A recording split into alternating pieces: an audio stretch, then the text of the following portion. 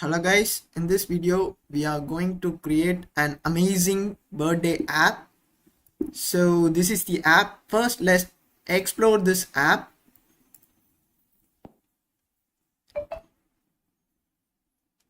So this is the first screen we are going to create, and when this days, hours, minutes, seconds becomes 0, this button will appear, and until then here the hours, minutes and seconds will be running, and this monkey will start to smile when this days becomes 0. Until then it will be just looking like this.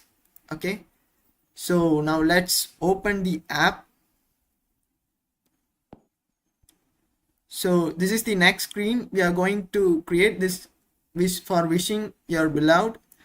So here we are adding the same monkey here, and we can convey our wish through this, and we can add some other text over here, and we have added some confetti to make it more celebrative, right? So let's get started.